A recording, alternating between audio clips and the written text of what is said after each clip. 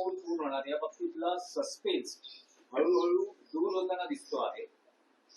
शिंदेकडून असं सांगण्यात आलेलं आहे की मतदारांशी कोणतीही प्रतारणा करणार नाही, महायुतीचाच मुंबईचा महापौर असेल. शिंदेचा फार मनावर घेऊ नका.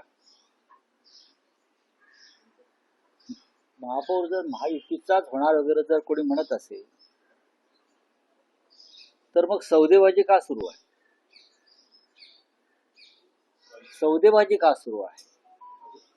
आणि नगरसेवकांना लपवून ठेवणं, इतरांचे फोडण्याचा प्रयत्न करणं, विकत घेण्याचा प्रयत्न करणं, आमिष दाखवणं, दहशत दाखवणं, फक्त मुंबई नाही इतर महानगरपालिका सुद्धा. तर मतदारांशी प्रतारणा करणार नाही याचा अर्थ असा असतो, एखादा नगरसेवक, एखादा आमदार, एखादा खासदार हा जर एखाद्या पक्षावर किंवा चिन्हावर निवडून आला असेल तर पुढली 5 वर्ष तो त्याच चिन्हावर त्याच पक्षात राहून त्याने काम करणं गरजेचं आहे. जर त्याला पक्षांतर करायचं असेल तर त्याने राजीनामा दिला पाहिजे आधीच्या पदाचा. पण शिंदेच्या बाबतीत तसं दिसत नाहीये किंवा भाजपच्या बाबतीत तसं दिसत नाही. ते दुसऱ्या पक्षात निवडून आलेले नगरसेवक, आमदार, खासदार यांना विकत घेण्याचा प्रयत्न करतात, विकत घेतले जातात. यालाच प्रतारणा म्हणतात. मतदारांशी हा मतदारांचा विश्वासघात आहे. किंवा पैशाच्या ताकदीवर, भ्रष्ट पैशाच्या ताकदीवर निवडणुका बिनविरोध करून घेणं आणि समोरचे जे लोक असतात आपल्या पक्षासमोरचे त्यांना पैशाच्या बळावर माघार घ्यायला लावणं आणि मतदारांना मतदानापासून दूर ठेवणं याला सुद्धा मतदारांची प्रतारणा म्हणतात.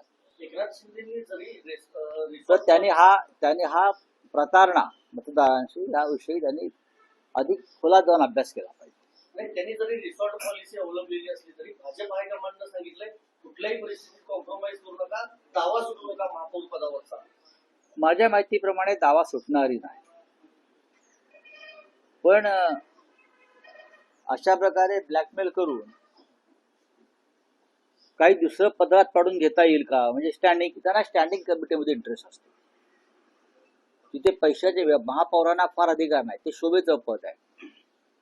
मुंबईचं किंवा आपल्याकडल्या अन्य शहरांचं महापौर पद हे लंडन किंवा न्यूयॉर्कमध्ये महापौरांना जे प्रशासकीय अधिकार असतात, हा निर्णय घेण्याचे, काही निर्णय बदलण्याचे त्या शहराच्या दृष्टीनं ते पॉलिसी मेकर असतात तिकडले मेयर्स. तसे आपल्याकडल्या मेयरना अधिकार नाही. त्याच्यामुळे स्टँडिंग कमिटी जिथे पैशाचे किंवा ठेकेदारीचे, टेंडरचे घोटाळे केले जातात तिथे या लोकांना इंटरेस्ट आहे. राऊत साहेब, घटस्थापनेचा दिवस आहे. सगळेच पक्ष आपापले नगरसेवक घेऊन आज घटस्थापन करतील कोकण भवनला. पण केडीएमसी मध्ये एक ट्विस्ट आहे. तुमचे 2 नगरसेवक नॉट रिचेबल आहेत. त्यांच्या घरावर नोटिसेस चिटकवण्यापर्यंत बघा, परिस्थिती असं आहे की खरं आहे की आमचे 2 नगरसेवक आता आमच्याकडे कुठे दिसत नाहीये. त्याच्यामुळे कायदेशीर प्रक्रिया सुरू आहे. गटाची स्थापना करताना ते आमच्या जवळ असायला पाहिजे, नाहीतर त्यांच्यावर कायदेशीर कारवाई होईल आणि ते डिस्क्वालिफाय होऊ शकतात. उमेदवारांची निवड करताना अशा पद्धतीने काही होईल याची कल्पना नव्हती का? कारण निवडून आल्यानंतर आता असं आहे की चिन्हावर निवडून आल्यानंतरही नगरसेवक अशा पद्धतीने वर्तन करतात. एकनाथ शिंदे कोणत्या चिन्हावर निवडून आले होते? नगरसेवकाच्या काय गुण बसले? एकनाथ शिंदे आणि आमचे 40 आमदार हे धनुष्यबाणावर निवडून आले होते ना. मग तेव्हा जे तुम्ही म्हणताय की तुम्हाला अशी कल्पना नव्हती का? कोणालाच काहीच कल्पना नसते. आपण विश्वास ठेवतो आपल्या माणसावरती, त्यांना उमेदवारी देतो, त्यांना ताकद देतो, त्यांना मोठं करतो आणि मग हे असे पक्षांतर करत असतात. त्याच्यामुळे नगरसेवकांमध्ये त्यांचा जो बाप आहे तोच पक्षांतरातून निर्माण झालेला आहे. बरोबर. त्याच्यामुळे आता ह्यांच्यावरती काय विश्वास ठेवणार? शिंदेच्या शिवसेनेने हॉटेल पॉलिटिक्स केलं तर आता भाजपने त्यांच्या नवनिर्वाचित नगरसेवकांसाठी फरमान काढलाय 10 दिवस मुंबई सोडून जायचं नाही. भाजपच्या प्रत्येक नगरसेवकावरती वॉचडॉग ठेवलेले आहेत. त्या भागातले कार्यकर्त्यांना त्यांनी सांगितलंय की या माणसावर लक्ष, म्हणजे नगरसेवकांवरती लक्ष, म्हणून ते घरीच आहेत पण त्यांच्यावर लक्ष आहे. ते कुठे जातात, काय करतात, कुठे बसतात, त्यांचे फोन, किंबहुना जे नगरसेवक आत्ता ताज लँडसाठी कैदखान्यात आहेत त्यांचे फोन टॅप केले जात आहेत. मी तुम्हाला सांगतो, जरी रश्मी शुक्ला नसल्या तरी प्रक्रिया तीच आहे. फोन टॅप केले जात आहेत, त्यांचे फोन टॅप केले जात आहेत. जे ताज लँडसेंटच्या कैदखान्यामध्ये बंद आहेत त्यांचे फोन टॅप केले जातात. भाजप आपल्या स्वतःच्याच नगरसेवकांचे फोन टॅप करत आहे. 30 जानेवारीला मी तुम्हाला कालच म्हणालो ना, राहुल शेवाळे दिल्लीत गेलेले. मी तुम्हाला कालच म्हणालो ना की दिल्लीतून चाव्या मारल्या जात आहेत म्हणून. तुम्ही ऐकलं असेल की मी असं म्हणालो की मुंबईचा महापौर कोणी दिल्लीतून ठरवलं जाईल. हे आतापर्यंत इतिहासात घडलं नव्हतं. नाही, राऊत साहेब, म्हणजे दिल्लीचा मुंबईचा महापौर ठरवण्यासाठी शिंदे गटाच्या नेत्यांना किंवा पुढाऱ्यांना जाऊन अमित शहाच्या पायाशी बसावं लागतंय. मी वारंवार सांगतो, महापौर मुंबईचा आहे, महाराष्ट्राचा आहे, आणि शिंदे आणि त्यांच्या लोकांना दिल्लीत चक्रा माराव्या लागत आहेत. हाच महाराष्ट्राचा अपमान आहे. नाही राऊत साहेब, दिल्लीऐवजी आता बदल आंतरराष्ट्रीय स्तरावर गेले. डावोस मध्ये सुरू आहेत. मुंबईचा महापौर कोण होणार आहे? नाही, दावोसमध्ये स्वतः मुख्यमंत्री दावोस मध्ये आहेत. उद्योगमंत्री शिंदेचे जे विश्वासू आहेत ते उदय सामंत दावोस मध्ये आहेत. एकनाथ शिंदे आणि मुख्यमंत्र्यांचं फोनवर बोलणं सुरू आहे. तर कदाचित दावोस मध्ये हा निर्णय होऊ शकतो. असं आहे की दावोसमध्ये गुंतवणुकीवर चर्चा कमी सुरू आहे, आणि ते जे उद्योगमंत्री आणि मुख्यमंत्री यांच्यामध्ये मुंबईच्या महापौरावरच चर्चा सुरू असते. त्याच्यामुळे ह्या वेळेला मुंबईत महाराष्ट्रात गुंतवणूक कमी येणार आहे. कागदावरती असली तरी कमी येणार आहे, कारण सगळ्यांची गुंतवणूक ही मुंबई महानगरपालिकेच्या महापौर पदाच्या संदर्भात होते. 30 जानेवारीला भाजपचाच महापौर होतोय. तरी शिंदे गटाची इच्छा आहे तिला सुरून लागतोय. नाही तर कोणाच्या इच्छा कशा असतात आता मी सांगू शकत नाही ना. त्यांच्याकडे सध्या आकडा आहे, आकडा चर्चाच आहे, बरं का. ते चौकार मारतील तर आम्ही षटकार मारू. चंद्रपूरमध्ये भाजप आणि ठाकरेंची सेना ही सत्ता स्थापन करते आणि तिथे ठाकरेंना महापौर पद मिळत आहे. तशीच परिस्थिती मुंबईत येऊ शकते. बघा, चंद्रपूरचा विषय अद्याप पूर्ण व्हायचा आहे आणि त्या संदर्भात अंतिम निर्णय झालेला नाही कोणत्याही प्रकारचा. नक्कीच आमच्याशिवाय तिथे महापौर कोणाचाही बसणार नाही, हे खरं आहे. एका बाजूला काँग्रेस आहे, दुसऱ्या बाजूला भारतीय जनता पक्ष आहे. स्थानिक विषय लक्षात घेऊन शिवसेना पक्षप्रमुख निर्णय घेतील. आज दिल्लीमध्ये राष्ट्रीय अध्यक्षपदाची प्रक्रिया चालू आहे, भाजपच्या राष्ट्रीय अध्यक्षपदाची. त्यासाठी सगळे नेते दिल्लीत गेलेत. त्यांनी केंद्रीय नेतृत्वासमोर असं म्हटलेलं आहे की स्ट्राईक रेट भाजपचा कमी आला. एकनाथ शिंदे यांनी जास्त जागा लढल्यामुळं नुकसान झालं भाजपचं, असं थेट केंद्रीय नेतृत्वासमोर हा मांडलं. त्यांचा अंतर्गत प्रश्न आहे. महानगरपालिका निवडणुका संपलेल्या आहेत. निवडणुकांचं एक वर्तुळ पूर्ण झालेलं आहे, लोकसभा ते महानगरपालिका. भविष्यामध्ये एकनाथ शिंदे यांना आपल्या बरोबर ठेवायचं की नाही याच्यावर सुद्धा दिल्लीमध्ये लवकरच चिंतन आणि मंथन सुरू होणार आहे. राऊत साहेब, जी सतत विरोधी पक्ष मागणी करत आलेला आहे की बॅलेट पेपरवर निवडणुका घ्याव्या. कर्नाटकमध्ये स्थानिक स्वराज्य संस्थांच्या निवडणुका या बॅलेट पेपरवर होतात. तेलंगणात झाल्या स्थानिक स्वराज्य संस्थांच्या निवडणुका बॅलेट पेपरवर झाल्या. राज्यातल्या निवडणुका कशा पद्धतीने घ्यायचा हा अधिकार राज्य निवडणूक आयोगाचा असतो, आणि तेलंगणामध्ये भारतीय जनता पक्ष 5व्या क्रमांकावर गेला. कर्नाटकामध्ये सुद्धा या निवडणुका बॅलेट पेपरवरती होतील आणि तिथे यापेक्षा वेगळा निकाल लागण्याची शक्यता मला दिसत नाही. कुठे नाही, म्हणजे शाहीमध्ये घोटाळा होता ना.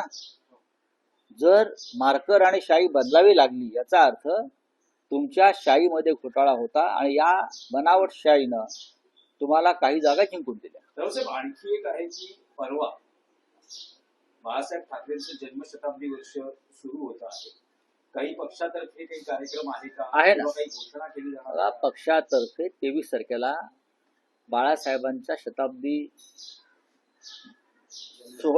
वर्षाला जी सुरुवात होते, तर नक्कीच कार्यक्रम असणार, सोहळा असेल. फक्त जागा जी आहे ती आता दुपारपर्यंत बहुधा षण्मुखानंद हॉललाच हा कार्यक्रम होईल. शिवसेना आणि मनसे यांनी हा कार्यक्रम एकत्र करावा अशी आमची भूमिका आहे आणि त्या संदर्भात सन्माननीय राज ठाकरे महाराष्ट्र नवनिर्माण सेनेचे प्रमुख यांच्याशी आमची चर्चा झाली. शिवसेना आणि राष्ट्रवादी काँग्रेसमध्ये जी फूट पडली त्यानंतर चिन्ह तिकडे दिलं गेलं, त्या विरोधात तुमच्या ज्या याचिका दाखल आहेत त्याच्यावर उद्या सुनावणी होते. तुमच्या गटाला 3 तासांचा युक्तिवादाचा वेळ आहे, राष्ट्रवादीला म्हणजे अजित पवार आणि एकनाथ शिंदे यांच्या गटाला 2-2 तासाचा वेळ देण्यात आला. या सगळ्या संदर्भात काय ना, उद्या पाहू ना, तारीख पडते की देवतेचा अंतरात्मा जागा होतो. बरं का, आतला आवाज जो असतो ना तो जागा होतोय आणि संविधानाची किती बूज राखली जाते हे उद्या आम्हाला कळेल. न्यायाधीशांचं एक कल असं आहे की 2 दिवसात अंतिम सुनावणी पूर्ण ती करून चांगली गोष्ट आहे. निकाल चांगली गोष्ट आहे. आम्ही त्याचं स्वागत करतो. चिन्ह मिळेल असं वाटतं. 23 जानेवारी नाही, मी आता काहीच सांगत नाही. आम्हाला खरं म्हणजे आम्ही याचिका दाखल केल्यावरती पहिल्या 2 महिन्यात चिन्ह मिळायला पाहिजे. अत्यंत बेकायदेशीरपणे एकनाथ शिंदेच्या बेकायदेशीर पक्षाला 4 महत्वाच्या निवडणुका चिन्हावर लढू दिल्या. हे संविधान विरोधी आहे. बाळासाहेब ठाकरेंचा पक्ष बरं का कोणातरी आयऱ्या घराच्या हातात देणं हा महाराष्ट्राचा आणि मराठी माणसाचा अपमान आहे. त्यासाठी 23 शिंदे तारखेला गटाची महासंघर्ष नगरसेवक आज हे कोकण भवनला जाऊन करू द्या ना, ती एक प्रक्रिया आहे. आज करणार नाहीये ते या निकालाचा संदर्भ असतो त्यासाठी. नाही, बहुतेक ते भाजपमध्ये विलीन होणार असते. या निवडणुकीमध्ये गुजरातचा मुद्दा गाजला. त्याच्यानंतर सुद्धा पालघर जिल्हाधिकाऱ्यांनी गुजरातच्या पाट्या सूचना फलक गुजराती भाषेचा कळवळा अजूनही संपलेला दिसत नाही. हे गंभीर आहे आणि याच्यावरती आम्हाला एकत्र बसून सर्वच पक्षांना महाराष्ट्रातला विचार करावा लागेल की पालघर हा भाग महाराष्ट्राचा आहे की बुलेट ट्रेनच्या निमित्तानं वाढवण बंदराच्या निमित्तानं हा बाजूच्या राज्याला जोडला गेलाय. हा नकाशा एकदा महाराष्ट्राच्या मुख्यमंत्र्यांनी जाहीर करावा. 2004 पासून अनुसूचित जातीचा महापौर झाला नाही. चक्राकार पद्धतीने आरक्षण सोडत झाल्यास भाजप शिवसेनेला अडचण येऊ शकते आहे, कारण का अनुसूचित जातीचे नगरसेवक ठाकरेंकडेच आहे. येऊ द्या ना, सोडत झाली का चले, हिंदी में क्या है कुछ. सर ये मेयर जो है बीजेपी में डिसाइड हो रहा है, इस बारे में क्या कहना है? ये पहली बार इतिहास में हो रहा है. इतिहास में पहली बार हो रहा है कि मुंबई का मेयर दिल्ली में अमित शाह डिसाइड करेंगे. भारतीय जनता पार्टी के हाईकमांड डिसाइड करेंगे. अब तक हमारी पूरी जिंदगी तो मुंबई में राजनीति में गई, हमने कभी देखा नहीं कि मुंबई का मेयर तय करने के लिए यहाँ के राजनीतिक दल, खास करके जो अपने आप को शिवसेना बताते हैं, एकनाथ शिंदे और उनके 40 लोग जो अपने आप को हम शिवसेना है असली, उनको दिल्ली में जाना पड़ रहा है झुक कर. ये शिवसेना है क्या? बाला साहब ठाकरे अगर होते तो उनको एक कान के नीचे लगाकर बाहर निकाल देते. ऐसी नौबत क्यों आ रही है सर? ये लाचार लोग हैं. उनको स्वाभिमान नहीं है, उनको अभिमान नहीं है, उनको अस्मिता नहीं है. बस उनको सिर्फ सत्ता चाहिए और सत्ता के लिए दिल्ली के तलवे चाटने के लिए ये लोग तैयार हैं. सर पालघर में गुजराती बोर्ड लगे हैं, साइन बोर्ड लगे हैं, इस तरह का देखिए, गुजराती भाषा को हमारा विरोध नहीं है ना. मुंबई में गुजराती रहते हैं, पूरे महाराष्ट्र में गुजराती रहते हैं. गुजरात में महाराष्ट्रियन लोग, मराठी लोग रहते हैं, बड़ौदा में रहते हैं, सूरत में रहते हैं. अब CR पाटिल जो है वो जलगांव से है. लेकिन क्या ये पॉलिसी बनी है महाराष्ट्र सरकार की? अगर है तो गुजरात में भी मराठी बोर्ड लगा दीजिए ना. ऐसा कुछ नहीं, सभी भाषा राष्ट्रभाषा है. मोहन भागवत जी ने कहा है ना, सभी भाषा राष्ट्रभाषा है. तो मुंबई पालघर की भाषा मराठी है तो वहाँ गुजराती बोर्ड क्यों है? जो ठेकेदार वाड़वन बंदर पोर्ट के लिए आ रहे हैं उनके लिए लगाई है क्या? चलिए, थैंक यू.